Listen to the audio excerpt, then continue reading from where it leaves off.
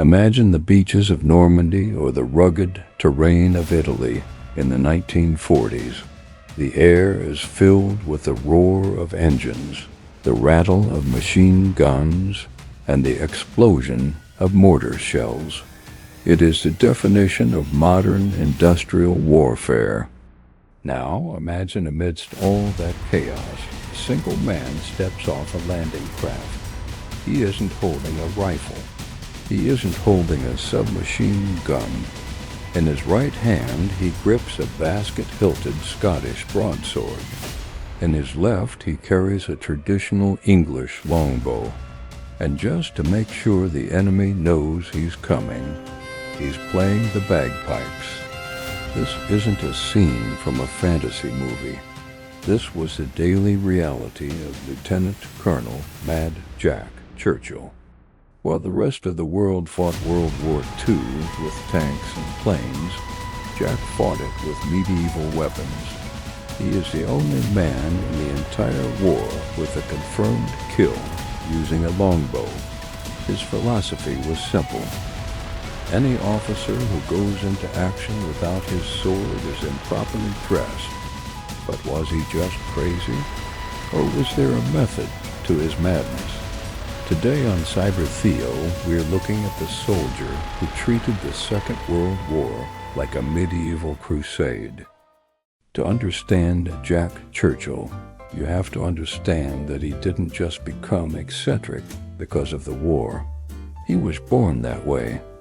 Jack graduated from the Royal Military College at Sandhurst in 1926 and was shipped off to Burma with the Manchester Regiment.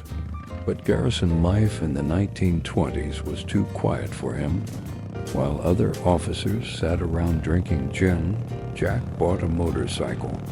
He rode it nearly the entire length of India from Rangoon to Calcutta, a trip that most people considered suicidal due to the terrain and lack of roads. He got so bored with peace that he actually left the army in 1936. And what does a trained killer do in civilian life? He became a male model and a movie extra.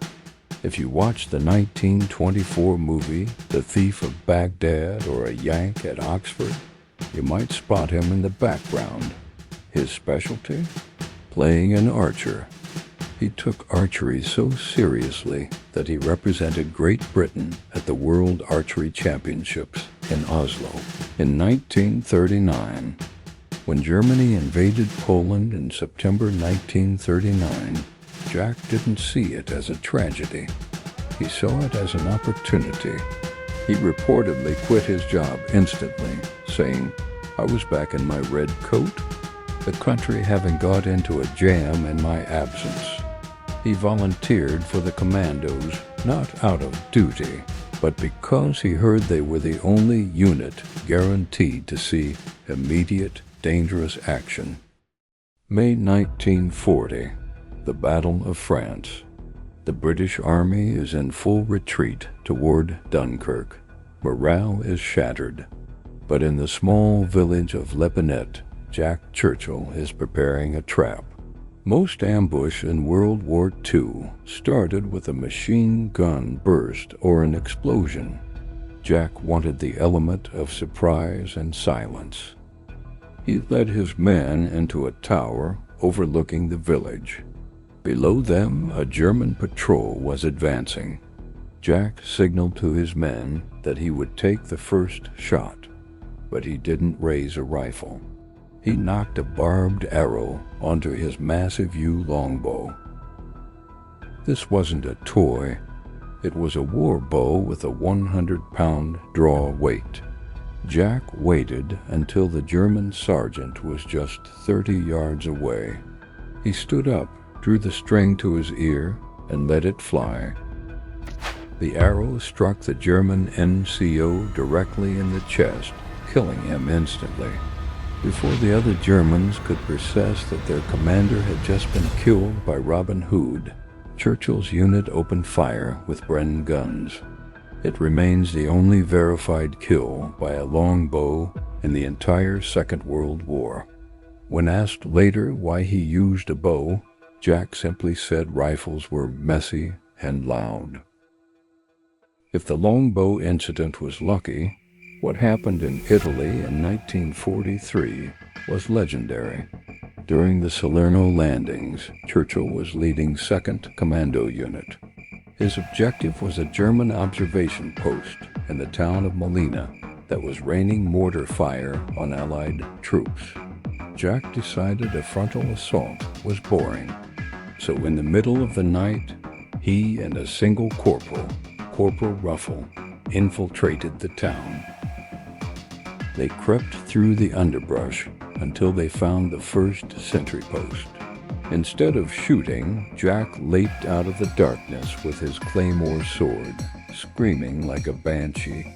The German sentry was so terrified by the sight of a sword-wielding madman that he surrendered immediately. But Jack wasn't done. He used that prisoner as a human shield and marched him to the next sentry post. He repeated this process, post by post, moving through the darkness. The Germans, confused and terrified, assumed they were surrounded by a massive force. By the time the sun came up, Jack Churchill and Corporal Ruffle marched back to the Allied lines. Jack was carrying his sword under one arm. Under the other, he had his bagpipes. And behind him marched 42 German prisoners and a complete mortar squad. He later described it as a shepherding job. Jack's war eventually hit a wall literally. In 1944, on the island of Brac in Yugoslavia, he led a raid that went wrong. As his men were pinned down by heavy fire, Jack realized the end was near. So naturally, he pulled out his bagpipes and started playing the song, "Will They No Come Back Again?" A German grenade knocked him unconscious. The Nazis, realizing they had captured a high-ranking officer, and likely thinking he was related to Winston Churchill, sent him to Sachsenhausen concentration camp. But you can't keep a man like Jack in a cage. First, he tunneled out under the wire. He was recaptured weeks later near the Baltic coast. They moved him to a high-security camp in Austria. Did that stop him? No. When the camp's lighting system failed during a power outage, Jack simply walked away into the darkness. He then walked 150 kilometers, almost 100 miles, through the Alps, living on vegetables he stole from gardens until he found an American armored column in Italy. He was immediately flown to Burma to fight the Japanese, eager for more action. But by the time he arrived, the atomic bombs had dropped on Hiroshima and Nagasaki. While the rest of the world celebrated peace, Jack was furious. He famously threw down his kit and yelled, "If it wasn't for those damn Yanks, we could have kept the war going another 10 years. Jack Churchill survived the war, but he never lost his spirit. He became a qualified parachutist at age 40. He took up surfing and became the first man to surf the Severn Bore, a tidal wave that rushes up the River Severn in England. He even used to startle passengers on his commuter train by tossing his briefcase out of the window into his own backyard every day as the train rushed past, just so he wouldn't have to carry it home from the station. Jack Churchill died in 1996 at the age of 89. In a century defined by technology and mass destruction, he proved that sometimes the most dangerous weapon on the battlefield isn't a machine gun. It's a man with a sword, a plan, and absolutely no fear.